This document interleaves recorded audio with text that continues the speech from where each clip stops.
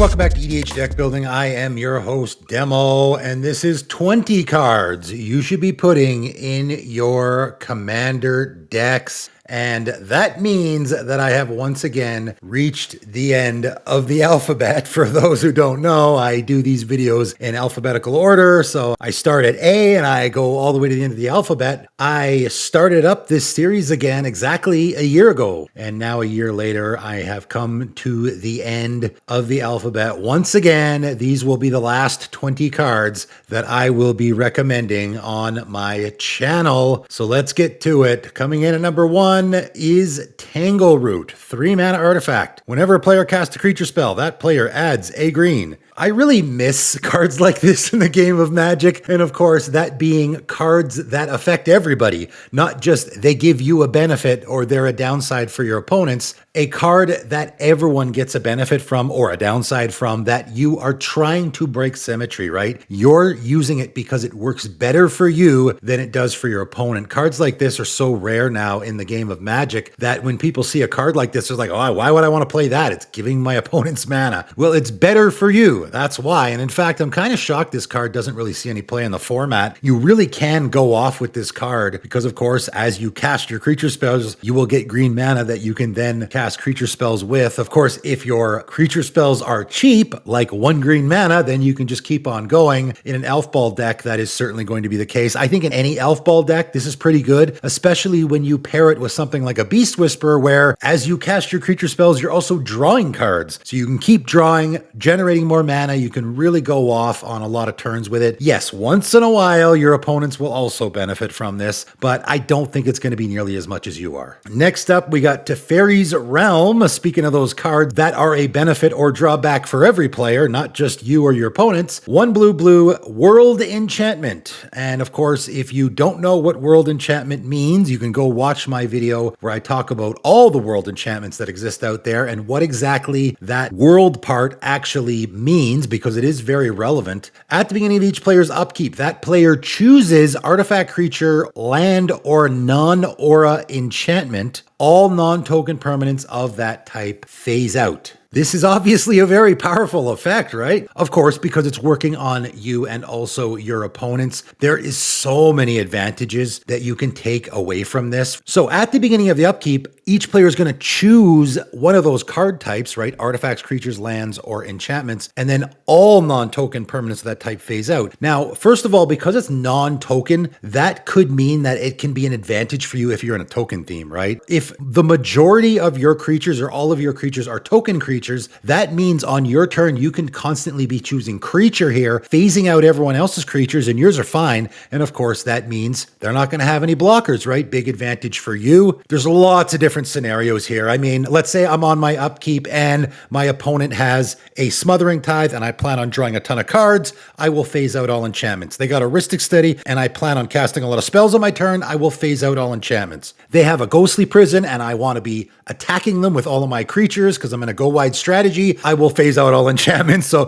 there's a whole lot of reason to be phasing out enchantments, obviously. Here's a real funny one. I'm going to phase out all lands. Now, why would I want to do that? Of course, I will have my lands phased out as well, so I won't be able to cast anything on my turn, but I don't want my opponents casting anything on my turn. If I think I have the win wrapped up, I will just phase out everyone's lands on my upkeep, and then my opponents can't respond to anything, and I can go ahead and close out the game. So many interesting ways to use a card like this. And of course, I can also just use this card to slow down my opponents, right? On their upkeeps, they're going to have to choose artifact, creature, land, or enchantment, and they cannot keep one of those things, right? Likely they're going to keep their lands, and likely they're going to keep their creatures, I would say. So that means they're going to have to either phase out their artifacts or their enchantments until their next turn, which could be a really, really bad downside for them. Next up, Total War, 3 and a red enchantment. Whenever a player attacks with one or more creatures, destroy all untapped non-wall creatures that player controls that didn't attack except for creatures the player hasn't controlled continuously since the beginning of the turn. So in other words, creatures that don't have summoning sickness, right? If a creature has summoning sickness, then it won't be affected by this. And I guess walls are also not affected by this, but funny enough, because of the way the wording used to be on cards,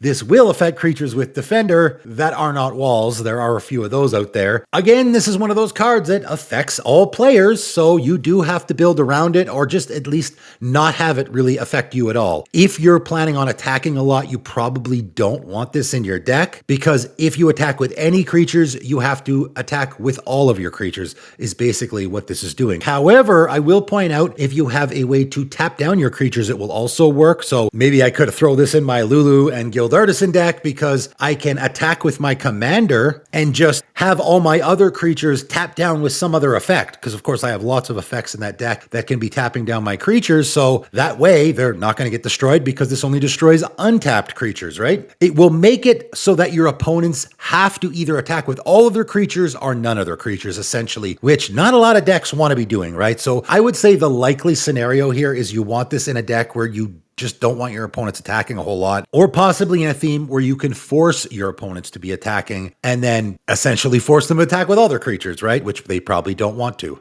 Next up, Thelonite Monk. 2 green insect monk cleric 1/2. So that's a whole lot of creature types. First of all, fits in the insect decks and the green monk or cleric decks. I'm not sure how many of those there are, but probably more so insect decks. Tap, sacrifice a green creature, target land becomes a forest. And that seems like a very unassuming ability, but it can do a lot. I did mention Nylea's Presence a few episodes ago, talking about how that card can be good because you can cast it on your opponent's lands in case your commander has land walk of some type, particularly forest walk. There are 2 commanders with forest walk. Jeddido-Janin, not so popular, but of course Chatterfang is very popular. And wouldn't you know it, sacrificing that green creature isn't so difficult because your commander is cranking out green squirrel tokens. I actually think this card is a slam dunk in that deck because it will make your commander unblockable. You're going to turn one of your opponent's lands into a forest. Also, though, the really important part here is that land I'm turning into a forest is going to be my opponent's bounce land. So instead of their Simic Growth Chamber tapping for a blue and a green, it's only going to tap for a green because I've now turned it into a forest. It is being changed completely from whatever it was before into a forest and nothing else. If it was a Cabal Coffers, now it's a forest, right? This card also sort of becomes land hate, or a way to deal with your opponent's powerful lands. Your opponent has a Glacial Chasm in play, I'll just turn that into a forest. And now I can freely attack, no problem, right? So this card actually does have some pretty powerful possibilities and also fits nicely into a few decks where you want to be turning lands into forests for a variety of reasons. Next up, Tidal Control. 1 blue enchantment, cumulative upkeep 2. That is a pretty pricey cumulative upkeep, but as I say all the time, it doesn't trigger till your first upkeep, so you get a free turn cycle with this in play before you have to do anything, and then the first upkeep you pay 2, and it can get really out of hand. However, the effect here is really powerful. That's always the case, okay? Cumulative upkeep makes people look the other way, typically, when it comes to cards. However, whenever you see cumulative upkeep on a card, chances are it's going to have a really powerful ability. That's why it has cumulative upkeep. This one is a doozy. Pay 2 life or 2 mana. Counter target red or green spell. Any player may activate this ability. Wow. So this is a really powerful effect for a number of reasons, and obviously you're not going to put this in a deck where you're playing red or green. This is going to go in your mono blue deck or maybe your Dimir deck where it's not going to hurt you at all because you're not casting red or green spells.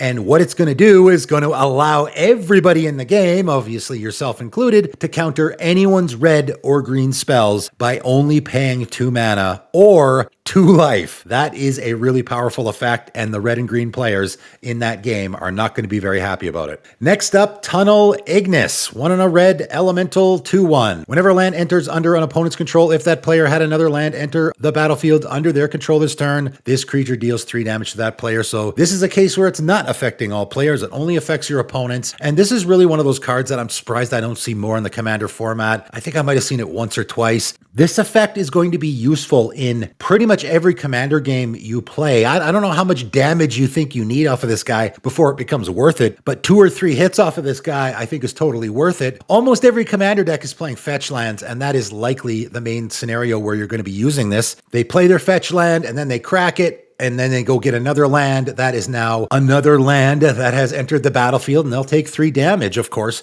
it also works with ramping. I play my land on turn 2, and then I cast a rampant growth, and now I've had another land enter the battlefield, and I'll take 3 damage. This really can get out of hand. And again, in the particular situation where you're in that play group, you got lots of buddies who like playing Simic decks and mono green stompy decks where they ramp all the time. This guy could put in an absolute ton of work. Also works great in the non-combat damage theme if you're doing that as well. A really easy include there. All right, let's move on to the U's. And starting out with Uba Mask, a really powerful effect here on this card that I think goes a little overlooked because of certain possibilities that players might not be aware of. So a 4-mana artifact, if a player would draw a card, that player exiles that card face up instead. Each player may play lands and cast spells from among cards they exiled with this artifact this turn. This is a really powerful effect. First of all, because it's just replacing every draw. This is a replacement effect. If a player would draw a card, that player exiles that card face up instead. So first of all, any deck relying on draw triggers is completely screwed because they're not going to get any, right? Anything that triggers off of you drawing just won't happen as long as Uba Mask is in play. The second thing this is doing, of course, is casting stuff from exile. Everybody is casting stuff from exile, so it works great in that Rocco deck. Also works great if you're just playing that theme, right? The big one here, though, is the way that it'll just hose certain strategies. Each player may play lands and cast spells from cards they exiled this turn. So that means if your opponent has a Rhystic Study in play, and if you're one of those people that absolutely loathes Rhystic Study,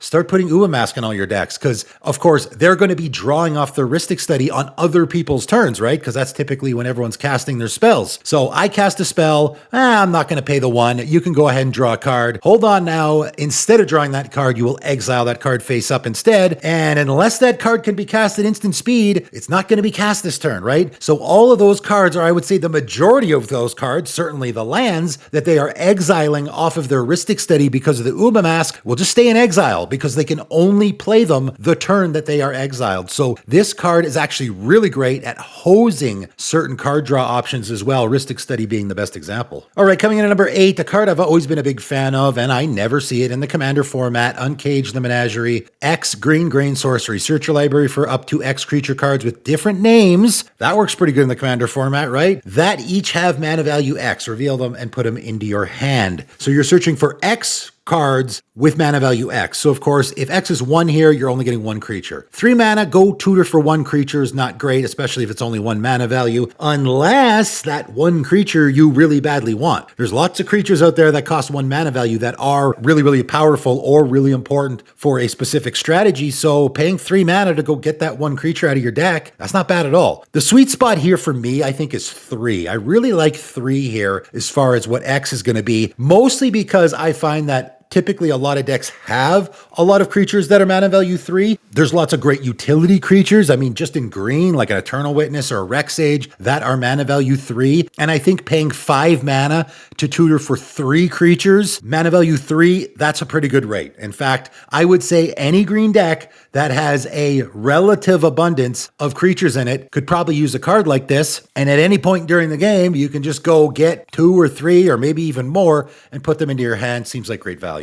All right, Urborg Justice. And this is a funny one because when I originally mentioned it on my 10-card series like 4 years ago, it was actually a pretty expensive card. I had somebody call me out in the comments that, oh, that card's like $30 or something like that for whatever reason. And I'm glad to see that it has come way down in price. It's more like a $3 card now. Black and a black instant. Target opponent sacrifices a creature of their choice for each creature put into your graveyard from the battlefield this turn. And this card, I think, has become way more relevant recently. And the reason why is because of all those damn board wipe protection spells out there now, right? So, for example, somebody casts a board wipe. Buddy over here casts his heroic intervention to protect his team from getting destroyed, and everyone else loses their creatures and he gets to keep his. Wah, wah, right? Hold on now. After the board wipe has resolved and everyone's creatures died, now I'm going to cast Urborg Justice targeting that guy. And he now has to sacrifice a creature for each creature that I lost. So I lost 5 creatures to that board wipe. Now that person has to sacrifice 5 creatures. And of course, heroic intervention is not going to protect against that. So it's neat in a situation like that. Particularly good, though, in the similar situation where you would use a Grave Pact, right? This is essentially a one-shot Grave Pact. Obviously, it's cheaper as well. So I'm in a sacrifice theme. I sacrifice 4 or 5 creatures, and I just point this at the opponent who has lots of creatures that I want them to get rid of, or they just control a bunch of creatures that I don't want to see on the table, whatever the case may be. I point it at my biggest threat, and they got to sack a bunch of creatures as well. Pretty great in a situation like that. All right, coming in at number 10 is Upwelling, a card that I used to see in the Commander format all the time, and I don't really see anymore. 3 and a green enchantment. Players don't lose unspent mana as steps and phases end. So again, this is one of those symmetrical cards that affects everybody. However, just like with the Tangleroot, you're going to use it in the deck that benefits you the most. And typically in a green deck, that's always going to be the case because you're just going to have more mana than everybody else, right? You're just going to put this in your deck because you're ramping lots, you're producing lots of mana, and maybe you just don't plan on using it on your turn all the time. Probably the best way to use a card like this is on your opponent's end step. You're going to tap down all your lands and add that mana to your mana pool so that on your turn, of course, you will untap and still have that mana in your mana pool. So just be added mana for you to use. Yes, your opponents can do that as well, but you're going to take more advantage of it. All right, getting to the V's. Vile Consumption. 1 blue black enchantment. All creatures have. At the beginning of your upkeep, sacrifice this creature unless you pay 1 life. And a lot of people will say, oh, this is a stacks effect. How dare you play a stacks effect in a casual Commander game? But this is really the most easygoing stacks effect there is. It's the most fair version. It's like stacks light, right? People really get bent out of shape when they have to pay mana for stuff. But if you just have to pay 1 life, most people aren't going to care that much. And of course, you're again going to put this in the situation where it's not going to hurt you that badly, where you're not in a heavy creature theme, because again, it does work on you as well. But man, the guy who just played an Avenger of Zendikar and got a bunch of plant tokens, and then on your turn, you drop this bad boy down, and on their upkeep, they have to pay 1 life for each of those creatures. That's going to hurt, right? It's just a very mild, I would say, form of stacks that you could probably very easily put in a casual deck, and not a lot of people would have an issue with it.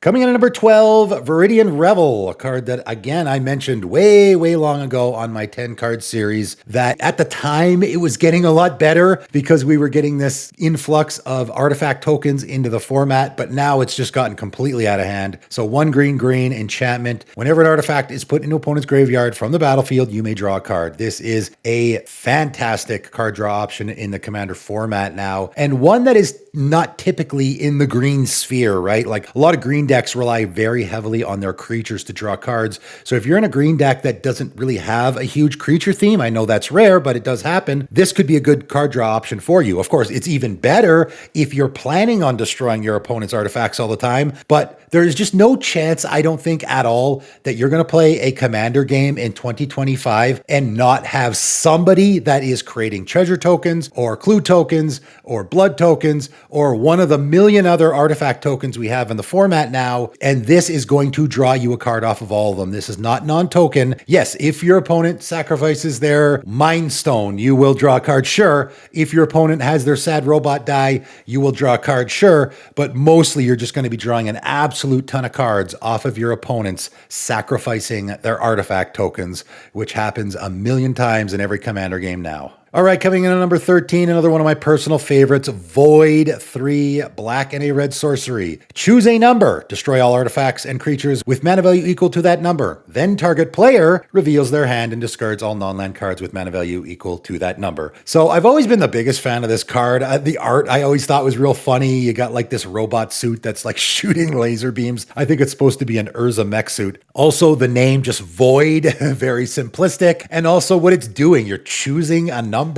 It's doing all these weird random things. I will just point out that the discarding part I would completely ignore here. It's just an added bonus, I would say. You get to look at your opponent's hand. Just think of it that way, right? Just choose a player who you're curious what they have in their hand, and you get to look at their hand. If by some chance you make them discard something, great. It is possible, and you could get really lucky here, where you choose a player who has like, say, 2 really good creatures that cost like 7 mana, and you just choose 7 just to knock out their 2 best creatures and, nothing else gets blown up. That's a perfectly fine way to use this card. But again, this is another card that has gotten better because of all those damn artifact token themes in the format now. This is destroying all artifacts and creatures with mana value equal to the number. And of course, the number can be 0. The mana value of tokens is almost always going to be 0. So this is a fantastic token destroyer. I mean, creature token themes have completely gone out of hand in the format as well. So this really is a fantastic sort of type-specific board wipe where you really can go to town in a game, getting all those artifact and creature tokens off the battlefield, obviously,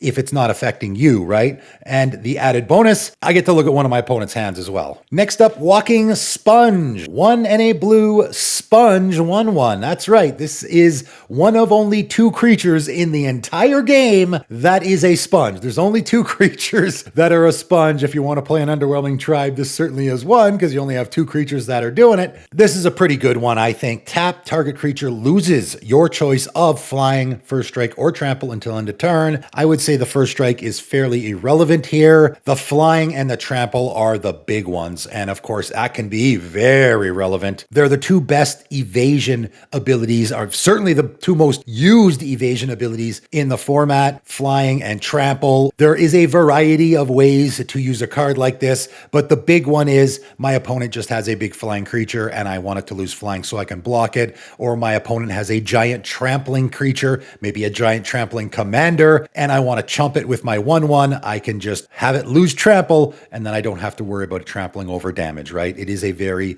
usable card in a commander game for that reason. Next up, Weight of Spires. 1 red mana instant. Weight of Spires deals damage to target creature equal to the number of non-basic lands that creature's controller controls. I think this is a darn decent mono red creature removal spell in the format. I mean, guys, mono red doesn't deal with singular creatures very well. Just think about it. If I want to kill my opponent's creature with my mono red deck, what card am I casting? Red actually doesn't have great removal options, and I just kill target creature in a mono red deck. There's not a lot of really good options. I'll tell you what there's a lot of in the format now, though. Non-basic lands. In fact, people pretty much don't play basic lands at all anymore. Between all the super powerful non-basic utility lands coming out and all the MDFCs that people are playing, the majority of everyone's deck is going to be non-basic lands now. And of course, if someone's got 6 or 7 non-basic lands in play, this is 1 mana deal 6 or 7 damage to a creature, which is going to kill just about any creature that you're going to see in a commander game. And I think that's pretty darn good for instant speed 1 mana. All right, coming in number 16 is Winter's Chill. This is what I got recommended to me a long time ago, and I'm finally mentioning it on this series. X and a blue, instant. Cast this spell only during combat before blockers are declared, which is fine because it's the only time you really want to be casting it. X can't be greater than the number of snowlands you control, which of course is perfectly fine because you're only going to put this in your deck if you're playing snowlands, obviously, right? So that again is not really much of a downside. Choose X target attacking creatures. For each of those creatures, its controller may pay 1 or 2.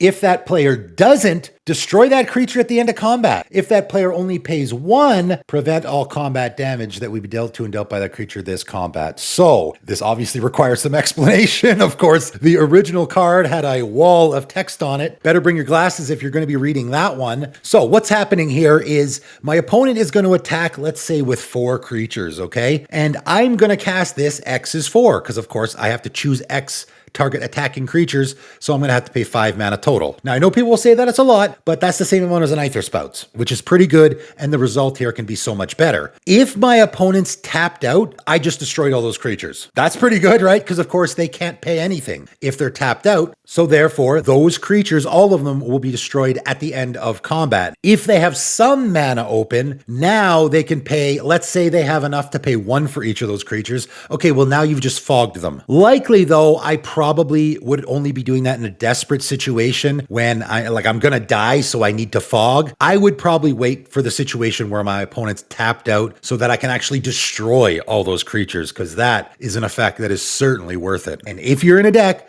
where you happen to be playing Snowlands already, give this guy a try. It might work out great for you. All right, coming in number 17 is Withering Boon. If you're one of those guys that likes off-color counterspells, in other words, not blue, this is one you might want to give consideration. 1 and a black, instant as an additional cost to cast this spell, pay 3 life. No big deal. Counter target creature spell. So you're only hitting creature spells, but this is just a straight up black counter spell that counters creatures. If you like that kind of thing, right? Your opponent casts their really annoying commander and you counter it. So now they got to wait a couple more turns before they can get their commander out. This card's actually becoming more relevant now. I mean, I'm not the kind of guy that would normally counter someone's commander, but commanders are becoming so monolith and you just have to build around them because their abilities are so powerful that, countering someone's commander is becoming more and more of a doable play in a casual commander game. So this is a card that maybe I want to start running more. All right, coming in at number 18, one of my personal favorites, World Queller, 3 white, avatar 4/4. At the beginning of your upkeep, you may choose a card type. Very important that it's a may. If you do, each player sacrifices a permanent of their choice of that type. And I was always a big fan of this card back in the day because I hate planeswalkers. I hate planeswalkers. I've always hated them. I hated them when they first came into the game, and I hated them even more when I started playing Modern. And of course, every damn game I played, I saw a Liliana or some crap like that. And when I started playing the Commander format, Atraxa Super Friends was like the most popular deck in the entire format, so I played against that all the time. And I started putting World Queller in all my decks because I could use it to force my opponents to sacrifice their planeswalkers, right? That is a card type, obviously. So at the beginning of my upkeep, I'm going to choose Planeswalker. Everybody has to choose a Planeswalker to sacrifice. Of course, I don't have any. I hate Planeswalkers, so I would never have them in my deck. So I'm not out anything here. I'm only forcing my opponents to sacrifice a Planeswalker. It's a give and take situation though. Maybe there is a really annoying enchantment in play. My opponent has a Heuristic Study. It's their only enchantment, and I can choose enchantment on my upkeep. Now, I also have an enchantment, so I would have to sacrifice mine as well. Nah, it's totally worth it because, of course, Heuristic Study is a really powerful and also really annoying card, so I will take the hit to get my opponent's Heuristic Study off the table, right? That's the kind of neat situations you can get in here. You can even choose land. You can choose to sacrifice a land if you want to sacrifice a land,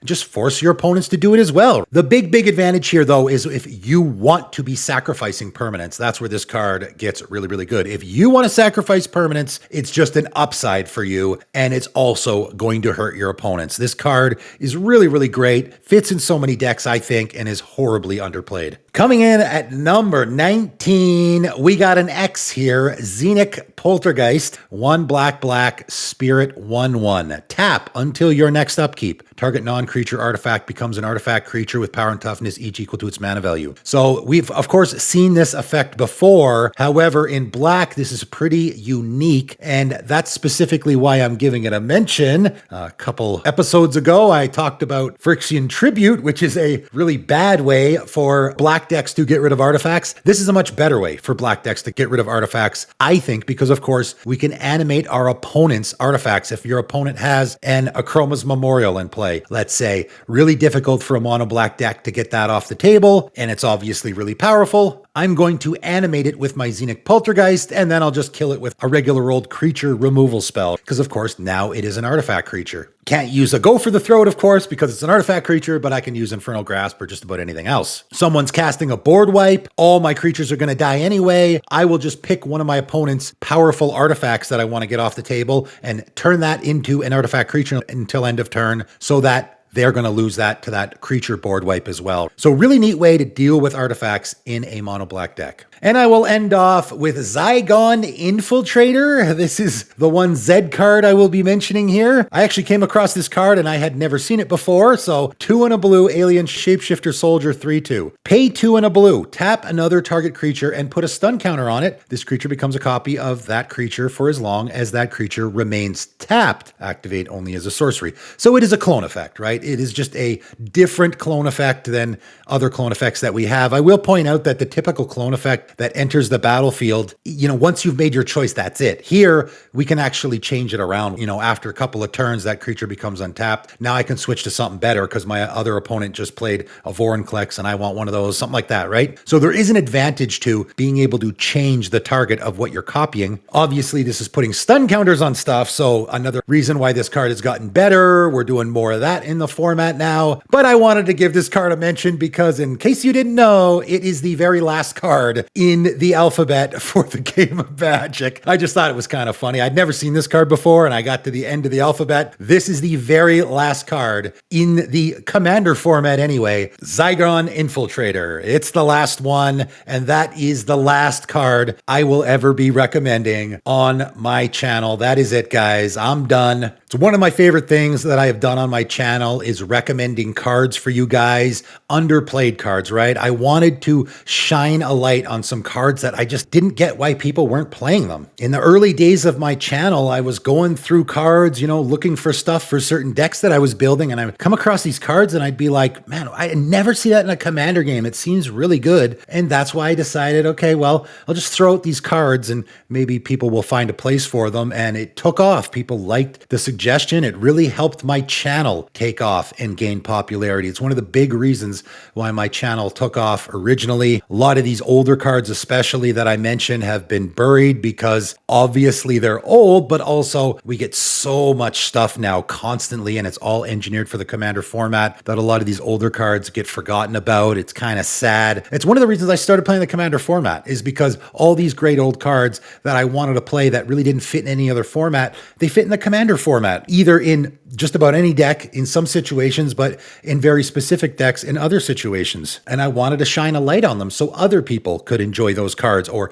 find a really nice home for them, right? I find it's becoming a lot less relevant, right? One of the reasons why I won't be doing this on my channel anymore is because I know people like this series, but even these older, more interesting cards are becoming less and less relevant because there's just so much good stuff in the format now and so many auto includes for every Commander deck that trying to find room for these funny old cards is just becoming damn near impossible. Again, this series was really popular when I started my channel. I was getting 30, 40,000 views on some of my videos when I first started doing this, and that was back when I only had like 10,000 subscribers. Now, I'm lucky if I get 10,000 views on a video like this because people really don't, I think, want these super janky suggestions anymore. They just can't find room for them. I know a lot of you guys do. I'm not going to get too depressing here. A lot of you guys do love these suggestions, and this is still one of my most popular series, or at least it was, because people did like the janky suggestions. I will say I've gotten a lot of comments on these videos after I started doing this series again.